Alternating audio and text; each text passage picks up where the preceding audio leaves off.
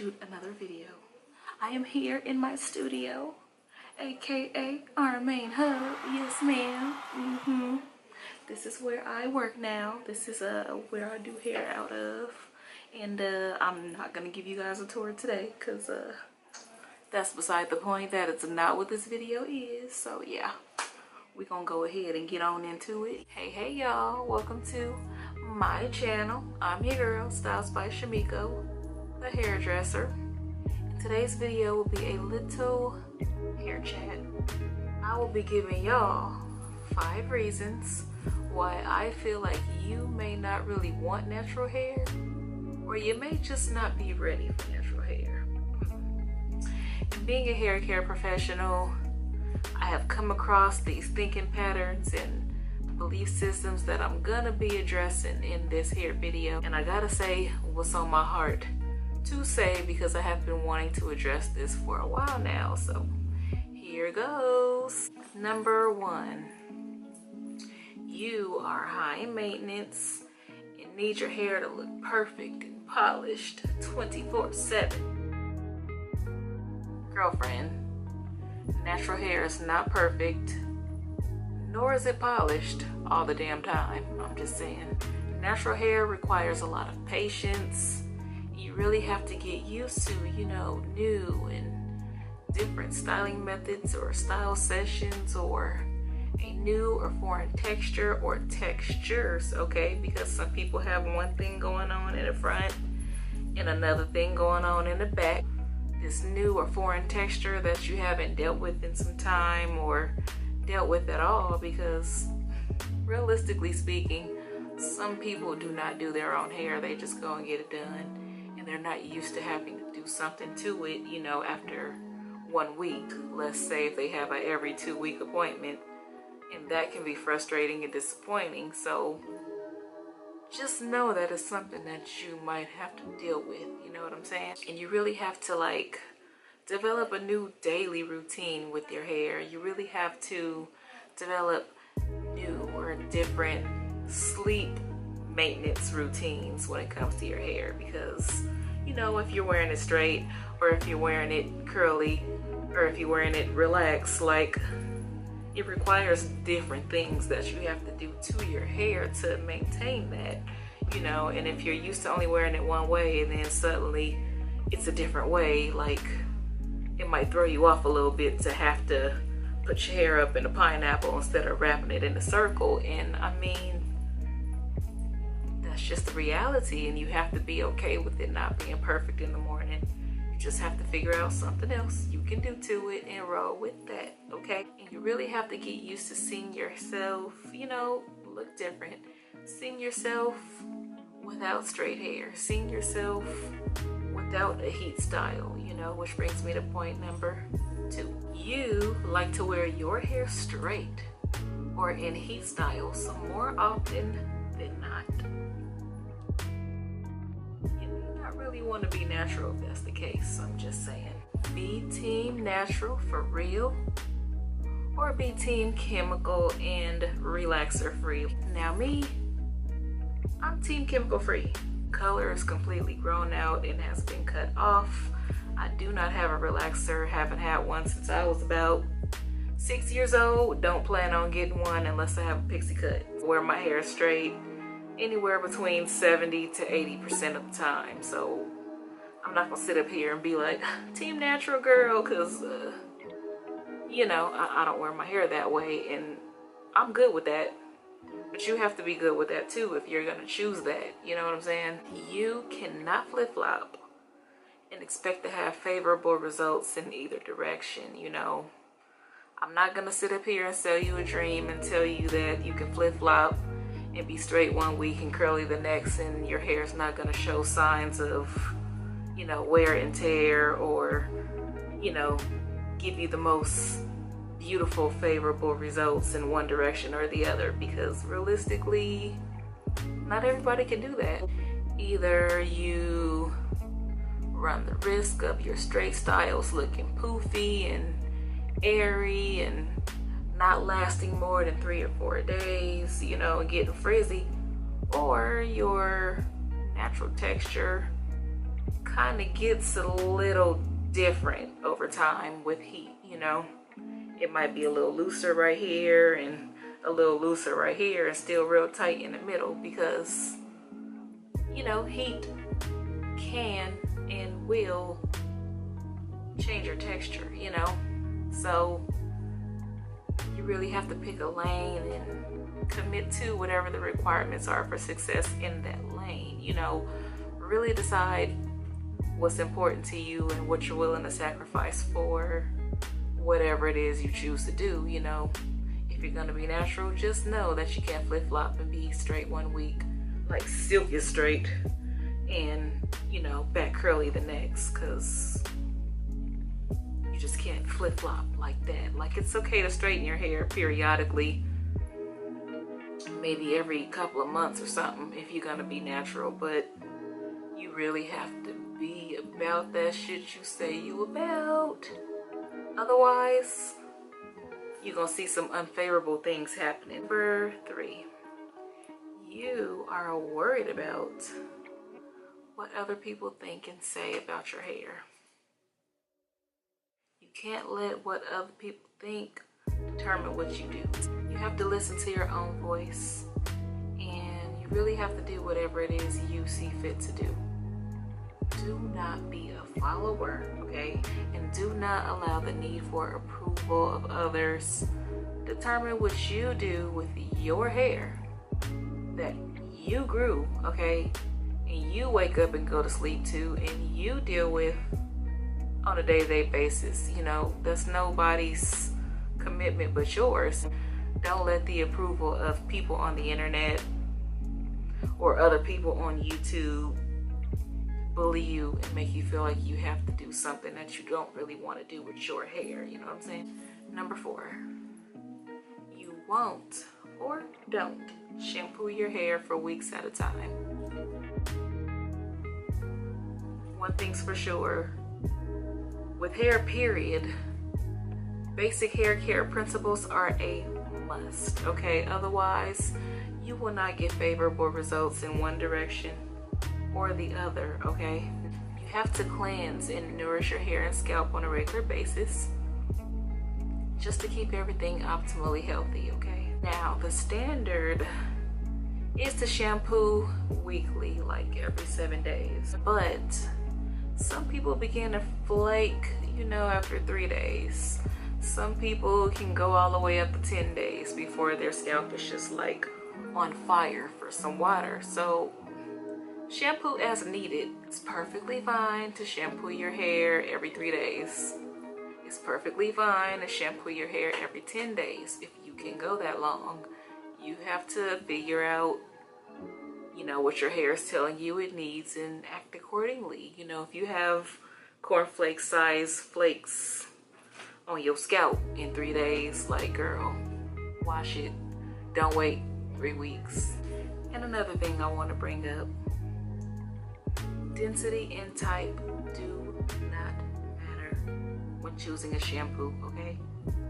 Choose something that's gonna cleanse and moisturize your hair, and make sure that you go behind it with a suitable conditioner just to bring everything back down. It's kind of like when you get in the shower and you wash off with soap. Like, choose something that your skin is responding favorable to. Same thing with hair.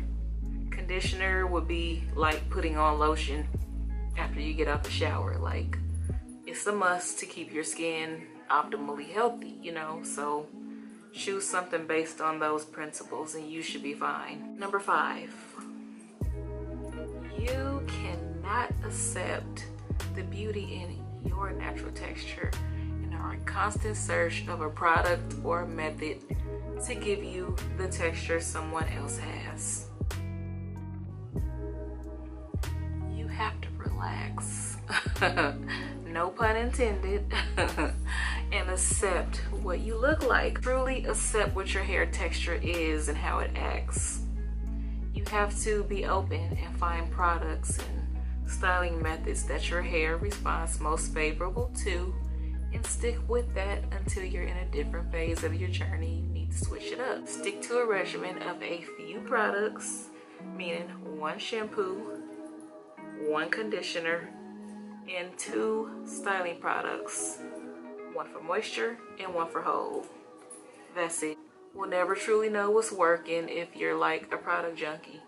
You got 17 different products on this side of your head and 18 on this side and 5 in the middle. Like, girl, you are wasting time, energy, money, and effort in running in circles and frustrating yourself and saying natural hair is hard when in reality it's you being stubborn and listening to everybody and their mama instead of paying attention to what your hair is telling you and going with that. You know what I'm saying? Plus, using too many products at once kind of diminishes the effectiveness of every product used, so you really just, again, don't know what's working for you and what's not when you do things like that. And you cannot, okay, cannot be obsessed with growth and texture or anyone else's texture.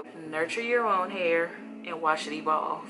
You have to enjoy the journey as much as the results. Otherwise, you're gonna be frustrated and it's not gonna be fun, you know?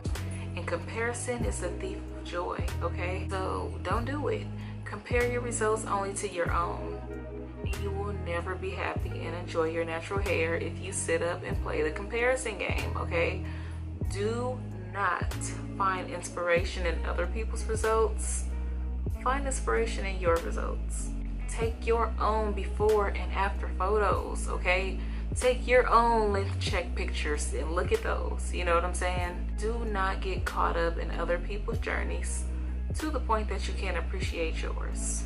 Other people's growth patterns, growth cycles, products, favorites, and style methods, like all of that has zero to do with you. You have to find what works for you and do that, okay? And another thing, products only hold and define the curl that you have. They do not and cannot create an entirely new or different curl for you, okay? Realistic expectations are really key in this whole natural hair game, you know what I'm saying? If you really want like an entirely different texture than what you have or a different curl pattern, girl, go get you a relaxer, go get a texturizer, go get a curly perm or a jerry curl and just be satisfied. Like, it's no point in sitting up here torturing yourself to be natural and hating every minute of it. And it's really okay to just switch it up and, you know, do you. Like, no judgments here. My job as a hairdresser is to help you navigate the waters of whatever it is you want to do. Like, it's not my job to make the decision for you, because at the end of the day, you go to sleep and you wake up to what your hair is, not Shimiko. You know what I'm saying? Honest. You can't be afraid of cutting when necessary, okay? A split end is a split end. It needs to be trimmed away all the same. Texture has zero effect on this thing. Where your hair, how long it is, what lotions and potions you concoct and put on your head every day, what race you are, how old you are, like, hair still splits, okay? And while split ends can be a mark of harsh styling, they are also naturally occurring, okay, and need to be cut away periodically. So find yourself a hairdresser who is skilled in the art of cutting and get you a haircut, okay?